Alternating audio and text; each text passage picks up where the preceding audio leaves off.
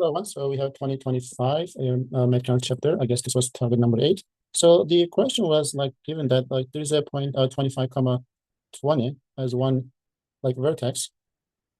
Okay, and then the other two vertices are, one of them is on x-axis and the other one is in the y-axis, and that will make a equilateral triangle, and then we like to find the area of that triangle. So to start with, let's actually go ahead and draw a diagram. Since everything like in the first quadrant, so it might be something like this. Like 25 comma like 20. Like it's okay to use these numbers, but I'm gonna actually take the similarity to make it smaller numbers. Sometimes it's better to kind of make it smaller and then deal with those numbers to easy calculation and stuff. So I'll take the 1/5 of these, which will make 5 and 4 instead.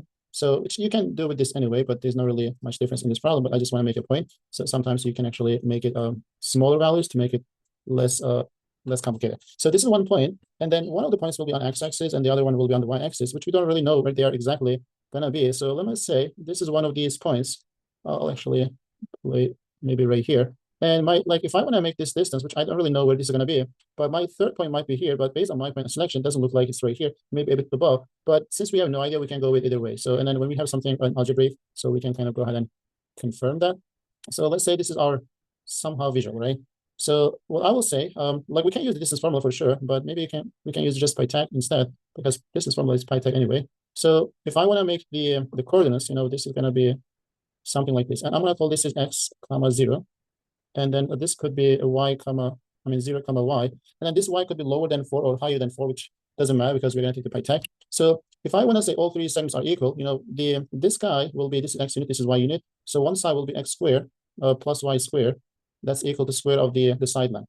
And that's also equal to this guy, which is like, this is 5 minus x. So if I use that, so 5 minus x to the second power, and then plus this line will be 4, which is going to be 16. And that will be equal to this side, which is going to be this distance. It looks like y minus 4, but if y is lower than 4, that will be 4 minus y. But when you square it, there's no really big difference. So I'm going to go with my like y minus 4 squared, and then the other line will be 5, which is 25. Okay, so we have like three expressions. They're all equal to each other. We want to kind of find the x and y maybe. But be aware that like we want to find the area of the equilateral triangle. And area of the triangle was like the side squared times root 3 over 4. So we kind of need to use this a lot. And if I know the side length, then we are going to be done with the problem basically.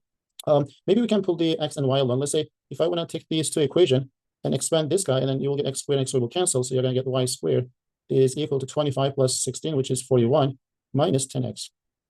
And if I take the first and the last one, and then when you expand this, you get y squared and y squared will cancel. So you got x squared is equal to, you will get like 16 plus 25, which is also 41, and then minus 8y. Okay, so this is somehow promising. If you really want to kind of go ahead and substitute x into other equation and get a maybe 4-degree polynomial, deal with that, you can try, but this is a target problem, which is why I want to actually kind of make a point to use the calculator as much as possible if you need it. So which is why I'll try to see if that will be kind of easier. So I'm going to try to find x, so which is why I'm going to get y alone. Maybe I can take the second equation, and then if I want to get y alone, so that should be like the 41 minus x squared over 8. And then if I plug this back into this equation, you get square of this guy, which I have no plan to expand that. And then that will be over 8 to the second power. So I can just write as square of this over 64. And that is y squared. And then that's equal to 41 minus 10x. Okay, so this is the equation that we can try to solve for x, but that will give us like a 4th degree, which is not going to be fun. So which is what I'll try to see if we can actually use the calculator for this part. So what I'm going to try, I'm going to graph this because that make slightly better. So, and then I will say maybe I can write y equals this expression when I put everything one side. So if I move these guys to the left, so that will be expression equals 0. So if I take that 0 as like y value, so I can kind of see how that graph looks like. So I'll go ahead and try graphing. So the first thing is I'm going to have 41 and then minus x to the second power. So it looks like I can have this, but I'm going to use this one, x squared. And then I'll close the parentheses. And it says the square of this guy, so which we need to square this and divide this entire thing by 64. So that was 8 squared. And since I'll move these guys on the other side as well, so let's do that. And then that should be like minus 41 and then plus 10x. Okay, so I hope we opened these parentheses, but we kind of didn't close that. So maybe we don't need it anyway, but let me close that. Okay, so I'll graph this. So when I graph this, like this is what I have. And if I check my window, so these are my numbers. Like I can kind of use that for sure. Let me go back because it looks like my x-intercept looks like between 1 and 2. To make it a bit accurate, so if I have time, maybe I can change my window to between 1 and 2. So I'll go with this is like 1. And then this is, let's say 2. And if I graph now, So, okay, that looks like a bit that. So maybe I can make it 3. Okay, so let's go with this one. Okay, so now we can try kind of tracing. There's a nice way to get this immediately, but I'll just go with this.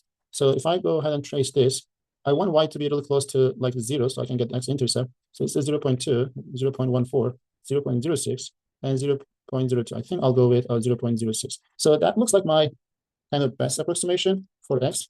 So from here, so I can say x equals 1.93, 93, 93.9. And what we are going to do, we're going to need to find y as well. But we already know y equals this guy, so we can just plug this into calculator to get what we want. So let's go ahead and do that.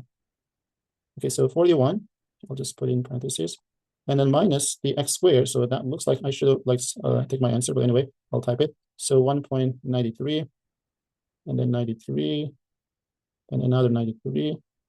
I think it goes the same way, so that's squared. And then we have over 8. Okay, so if I go with this, I do have 4.65 for y. So that looks like 4.65, and then 48. I'm gonna write it anyway, just to be a bit accurate.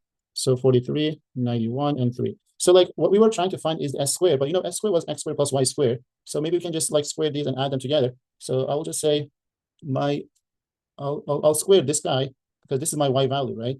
So I can just square that, and that will give us 20 point something, and then I need to square the x as well. So 1.93, 93, 93, and then I'll square that.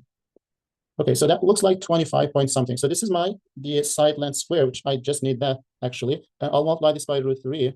So I'll just go ahead and multiply this by √3, and then I can do this in one step. So if I'm sure that I can do that. So that will give us 11 point something. But the thing is, this was an actual problem. This was the area of the triangle when you go with 5 and 4. But I just said the actual one was 5 times as much, which is similar triangles. So the area ratio will be square of that 5, which is 25 times as much. So I need to multiply this by 25. So only reason I kind of use that because I didn't want to deal with the bigger numbers when I did this algebraic manipulation. So which is why I try like 5 and 4, and then I just find the a bit less complicated version. And then at the end, I need to make sure that multiply by 25. So anyway, so that was kind of my point. So like if you don't really have a good solution for algebraic equation, so you still have the calculator to do so. So that was actually my point, especially if you have a target or maybe team problems. Okay, so that was at least one solution.